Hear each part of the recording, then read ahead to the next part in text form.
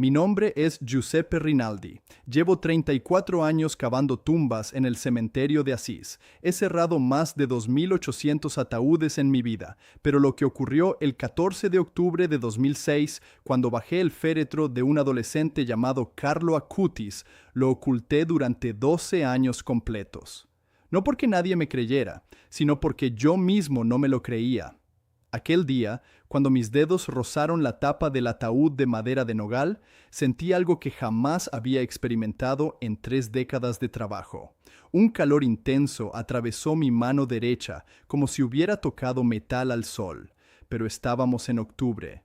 La temperatura en el cementerio era de 11 grados centígrados. Lo había verificado esa misma mañana en el termómetro del depósito, y llevaba guantes de trabajo de cuero grueso.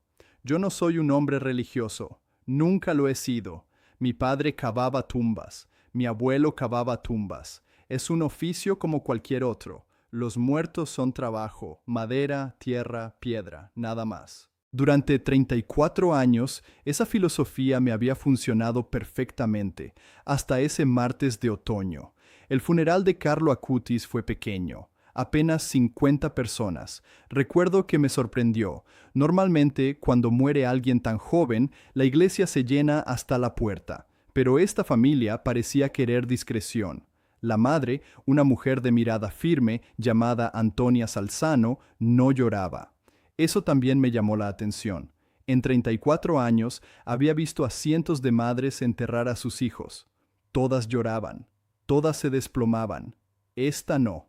Mi trabajo comenzó después de la ceremonia. Yo y mi ayudante, Marco Ferri, un muchacho de 23 años que llevaba 2 meses trabajando conmigo, transportamos el ataúd desde la capilla hasta la sección nueva del cementerio. La tumba ya estaba preparada. La había cavado yo mismo la noche anterior. 1,80 m de profundidad.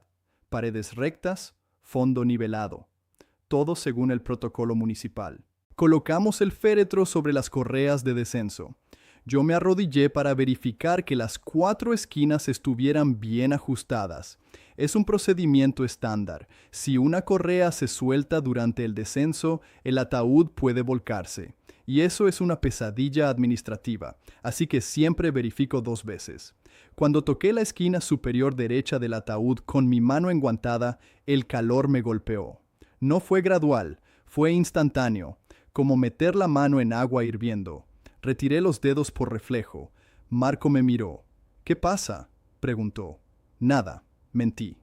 Volví a tocar la madera. El calor seguía ahí. Intenso. Imposible. Quité el guante derecho y puse la palma desnuda sobre la tapa del ataúd. La madera estaba tibia, no caliente. Tibia, como piel humana. Como si dentro hubiera algo vivo. Revisé el termómetro de mi reloj digital. 11 grados centígrados. Revisé la madera del ataúd con mis dedos. 35 grados. Tal vez 36. No tenía un termómetro de contacto, pero llevaba suficientes años trabajando con cuerpos como para reconocer la temperatura de la piel humana, y eso era exactamente lo que sentía. Marco, toca esto, le dije. Él puso su mano sobre la tapa. Está tibio, dijo sin darle importancia. Tal vez el sol. Miré hacia arriba. El cielo estaba completamente cubierto. No había sol.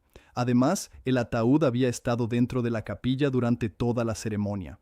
Una capilla de piedra del siglo XIV sin calefacción. Decidí ignorarlo.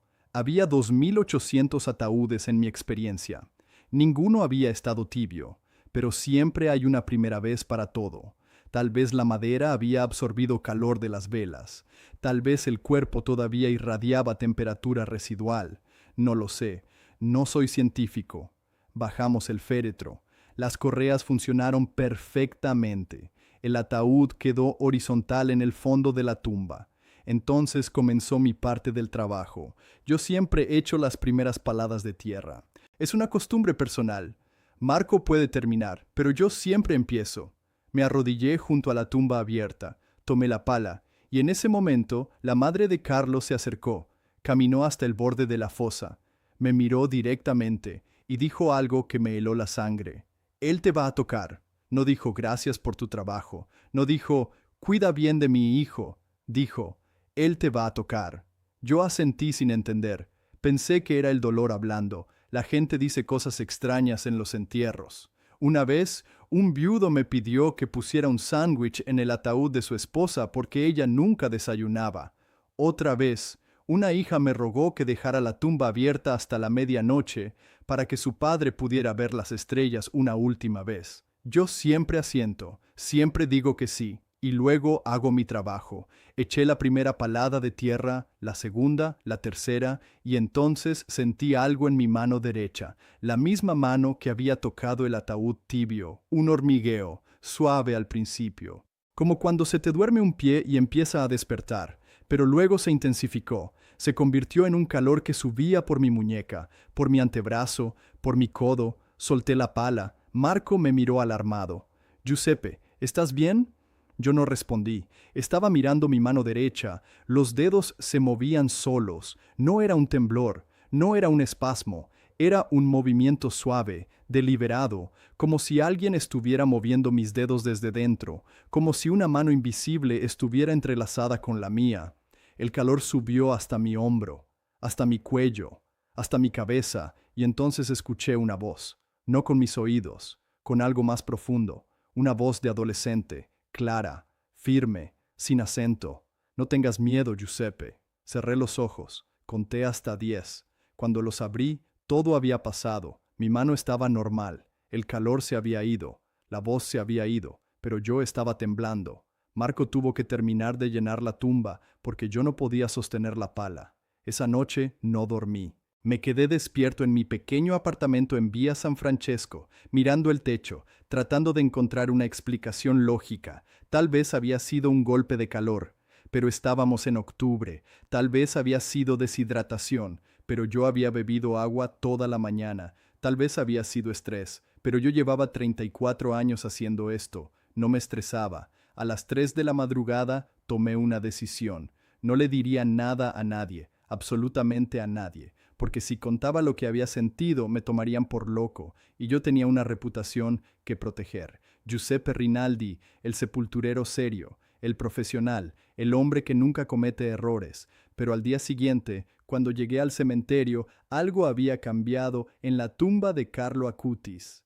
La tierra que yo había apisonado cuidadosamente la tarde anterior estaba suelta, como si alguien la hubiera removido durante la noche. Me arrodillé para verificar. La superficie estaba perfectamente nivelada, pero la textura era diferente. Más suave, más esponjosa, como si hubiera sido aireada. Llamé a Marco. «¿Viniste anoche a arreglar algo aquí?» Él me miró como si estuviera demente. «Giuseppe, son las 7 de la mañana. Yo llegué hace 10 minutos». «Entonces, ¿quién movió esta tierra?» «Nadie movió nada. Está igual que ayer». Pero no estaba igual. Yo conocía mi trabajo. Había cerrado 2.800 tumbas. Sabía exactamente cómo quedaba la tierra después de apisonarla. Y esto no era lo mismo. Pasé mi mano sobre la superficie.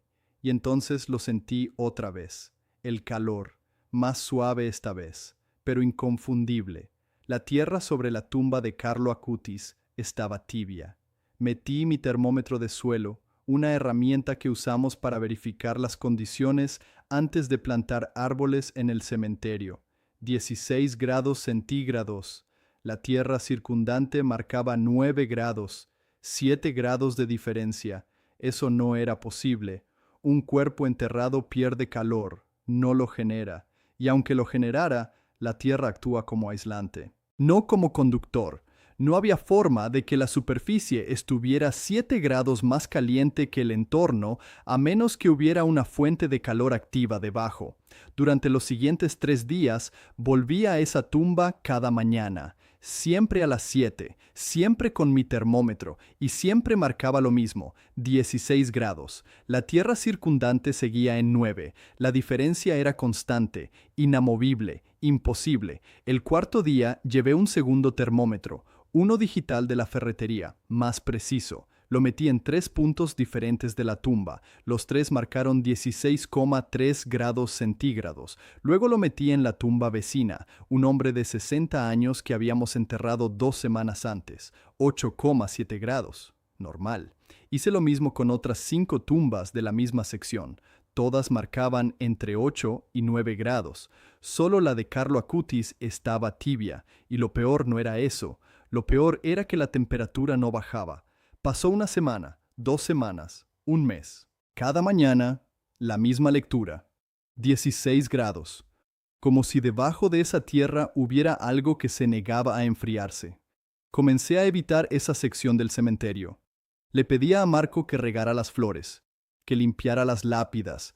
Yo me encargaba de otras áreas, pero cada vez que pasaba cerca sentía algo, una atracción, como un imán, como si la tumba me llamara. 2 meses después del entierro, el 14 de diciembre de 2006, estaba trabajando en la sección antigua cuando vi a la madre de Carlo.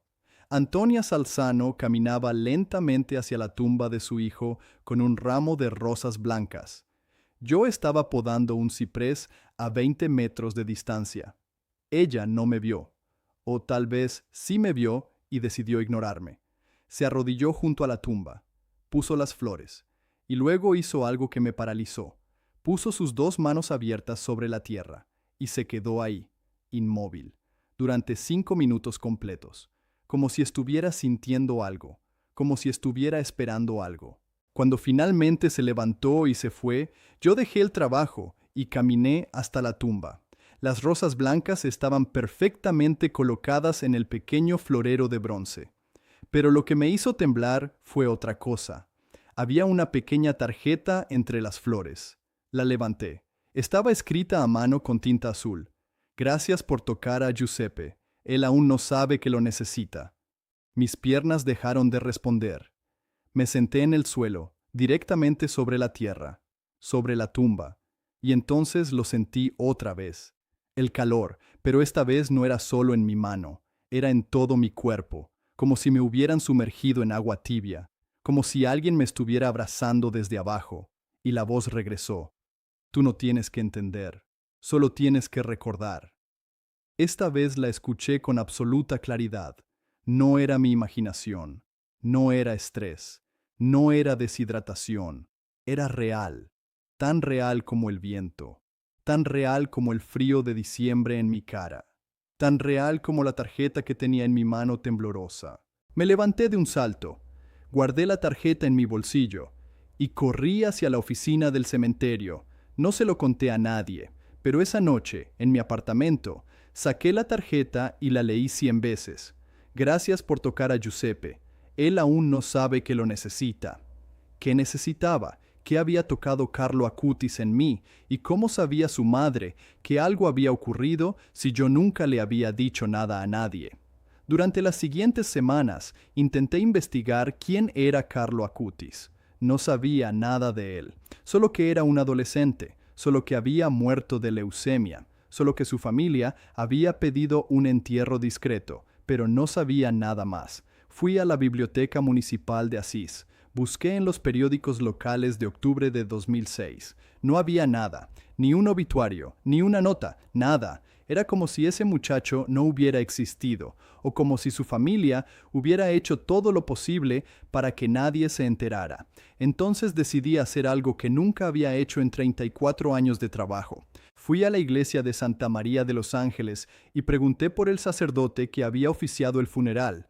Se llamaba Donaldo Brunacci, un hombre de 70 años con voz suave y mirada penetrante. Cuando le dije mi nombre, él sonrió. Sabía que vendrías, Giuseppe. Esas palabras me desconcertaron. ¿Cómo que sabía? La madre de Carlo me dijo que tú sentiste algo el día del entierro y que tarde o temprano vendrías a buscar respuestas. Yo no sabía qué decir. ¿Cómo podía ella saber lo que yo había sentido? ¿Cómo podía estar tan segura de que yo vendría? Donaldo me invitó a sentarme. Me ofreció café. Yo acepté solo para ganar tiempo y pensar qué decir. Pero él no me presionó. Se sentó frente a mí y esperó.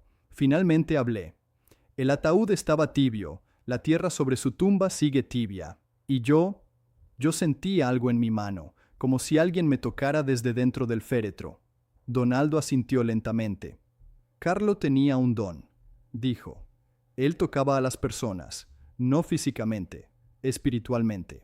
Antes de morir, le dijo a su madre que tocaría a mucha gente después de su muerte, y que algunos lo sentirían de inmediato, que otros tardarían años en darse cuenta, pero que todos lo sentirían. Yo no creo en esas cosas, dije automáticamente. Lo sé, respondió Donaldo. Por eso él te eligió. Salí de esa iglesia más confundido que antes. Volví a mi apartamento, volví a mi rutina, pero algo había cambiado en mí. Cada vez que pasaba cerca de la tumba de Carlo Acutis, sentía esa atracción, esa llamada, y cada vez me costaba más ignorarla. Pasaron 6 meses, la temperatura de la Tierra seguía en 16 grados. Yo seguía tomando lecturas cada semana, siempre el mismo resultado. Marco comenzó a preguntarme por qué estaba tan obsesionado con esa tumba. Yo le decía que era para verificar la compactación del suelo. Él no me creía, pero tampoco insistía. En junio de 2007, 8 meses después del entierro, ocurrió algo que cambió todo. Yo estaba cavando una nueva tumba en la sección norte cuando mi teléfono móvil sonó. Era Marco. Su voz estaba alterada. Giuseppe, tienes que venir ahora, a la tumba de Acutis. Dejé todo y corrí. Cuando llegué, Marco estaba de pie junto a la tumba, mirando el suelo con expresión de absoluto desconcierto. Señaló la tierra sin decir nada. Había flores, no las rosas blancas que la madre traía cada semana, flores silvestres, pequeñas flores azules que yo nunca había visto en el cementerio. Brotaban directamente de la tierra sobre el ataúd, sin maceta, sin haber sido plantadas, simplemente estaban ahí. 22 flores las conté, creciendo en un semicírculo perfecto sobre el área donde estaba la cabeza del féretro. Eso es imposible, dije. Marco asintió. Lo sé, yo estuve aquí ayer. No había nada. Yo conocía cada planta del cementerio, conocía las especies permitidas, las especies que crecían naturalmente, las malezas que había que eliminar. Estas flores no estaban en ninguna de esas categorías. Eran delicadas, casi translúcidas, y el aroma que despedían era dulce, como miel. Llamé al jardinero municipal, un hombre llamado Stefano Ricci, que llevaba 40 años trabajando en espacios verdes. Le mostré las flores. Él las examinó durante 5 minutos, tomó fotografías, arrancó una con cuidado y la guardó en una bolsa de plástico. Nunca he visto algo así, dijo finalmente.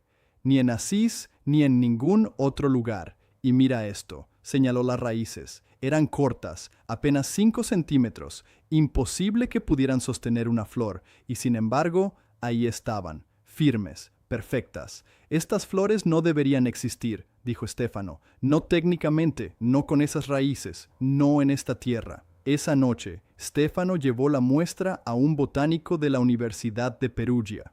Los resultados llegaron 3 días después. El botánico no pudo identificar la especie.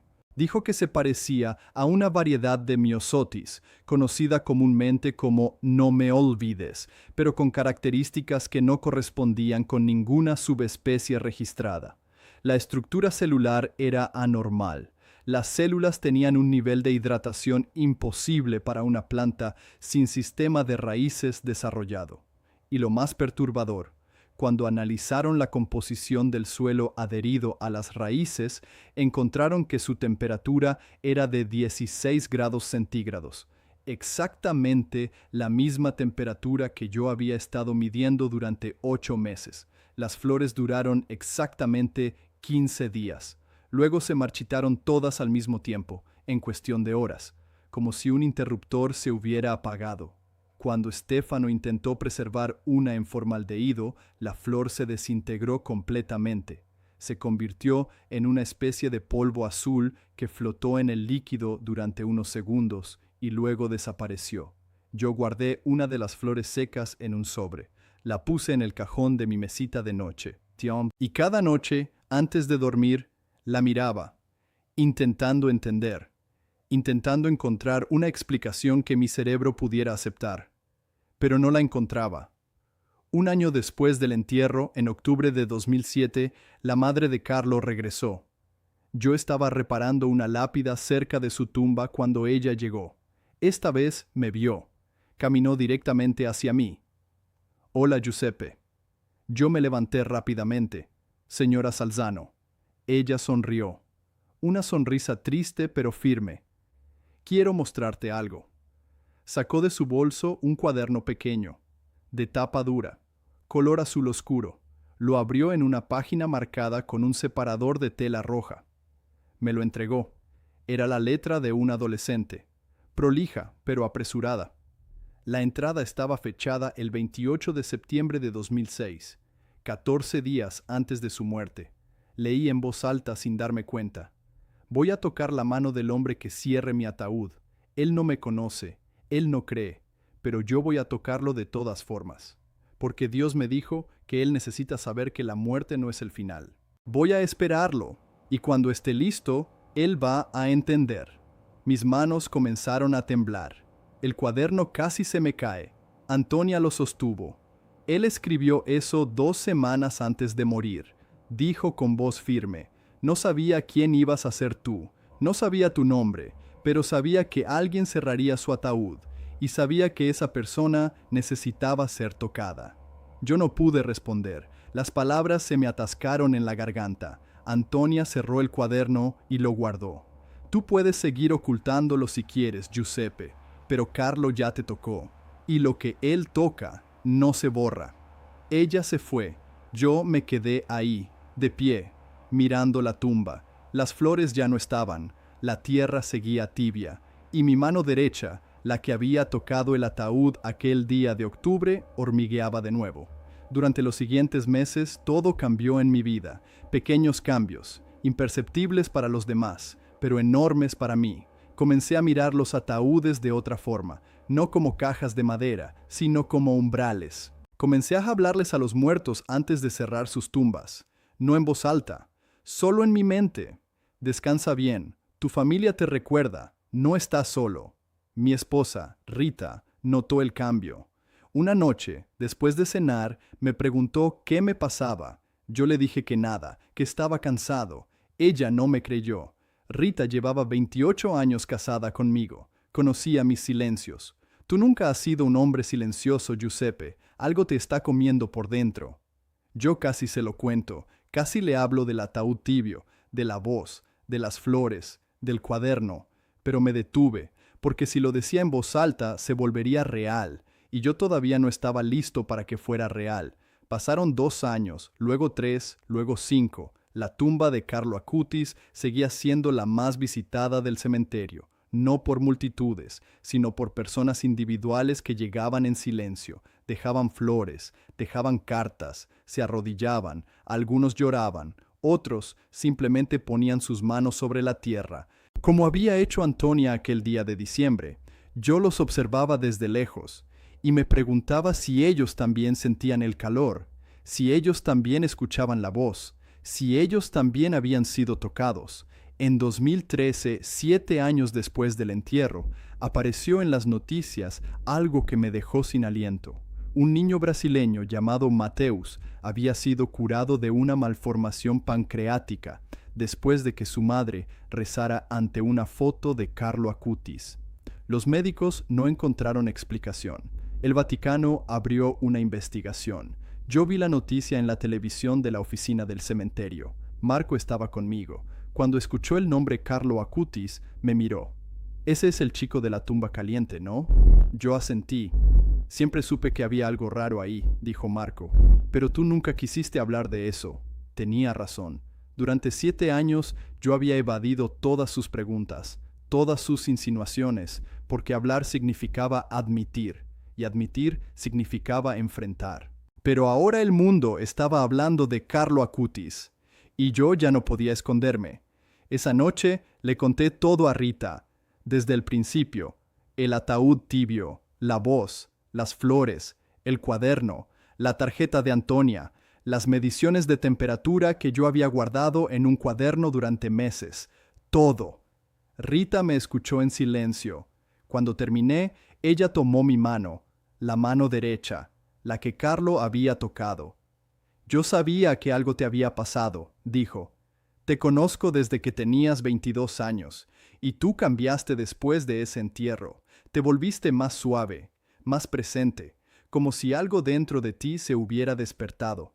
Pero yo no quiero que esto sea real, dije. Yo quiero seguir siendo el Giuseppe de antes. el que solo cava tumbas y cierra ataúdes y vuelve a casa. Ese Giuseppe ya no existe, respondió Rita, y creo que tú lo sabes. En 2019, 13 años después del entierro, el Vaticano ordenó la exhumación del cuerpo de Carlo Acutis. Yo estuve presente, no como trabajador. No me pidieron que participara, pero pedí permiso para estar ahí como testigo, como la persona que había cerrado su ataúd, como la persona que había sido tocada. Cuando abrieron la tumba, la tierra todavía estaba tibia. Los técnicos del Vaticano lo notaron de inmediato. Midieron la temperatura, 16 grados centígrados, 13 años después, la misma temperatura que yo había registrado el primer día. Cuando levantaron el ataúd, yo puse mi mano sobre la tapa de madera y sentí el calor otra vez, pero esta vez no me asusté, esta vez lo acepté. El cuerpo de Carlo fue declarado íntegro, sin descomposición significativa. Los médicos no encontraron explicación científica. Yo no me sorprendí.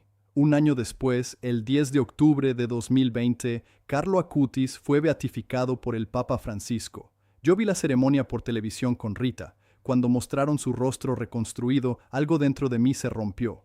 Y lloré. Lloré como no había llorado en 50 años. Porque ese rostro era el rostro del muchacho que me había tocado.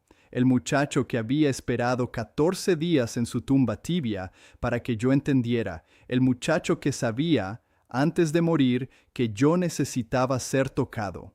Después de la beatificación, comencé a hablar.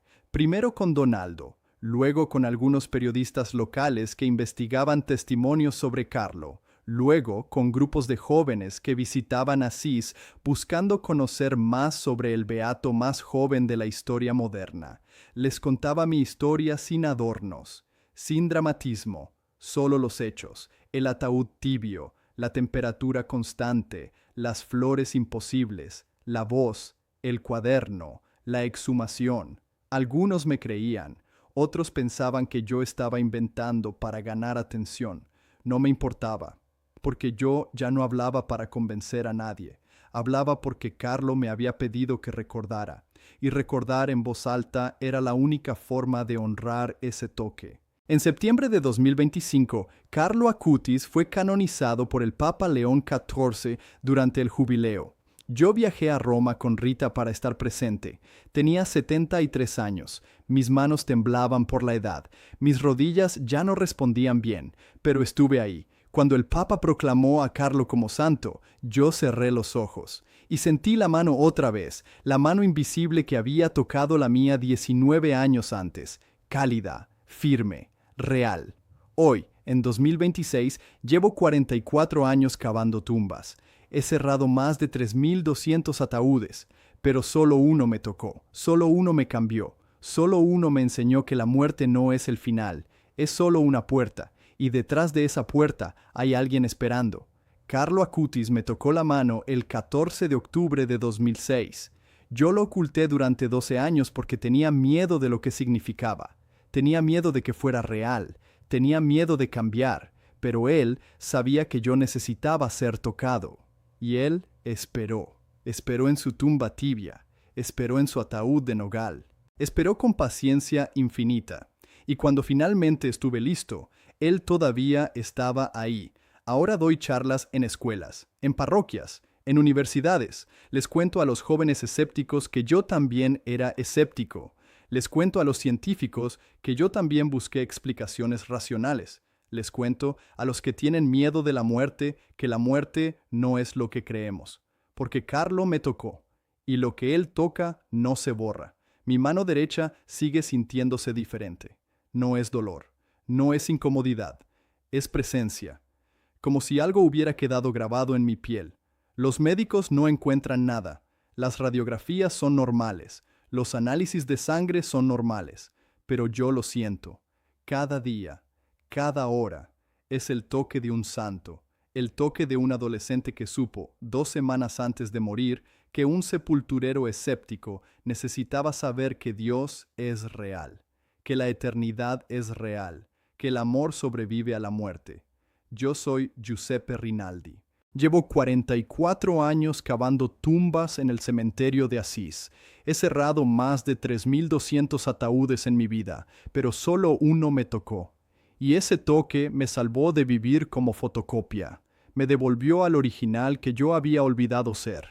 Si este testimonio te ha marcado tanto como marcó mi vida, te pido que te suscribas y compartas este video con alguien que necesite escucharlo. Las huellas del cielo están en todas partes. Solo hay que saber mirar.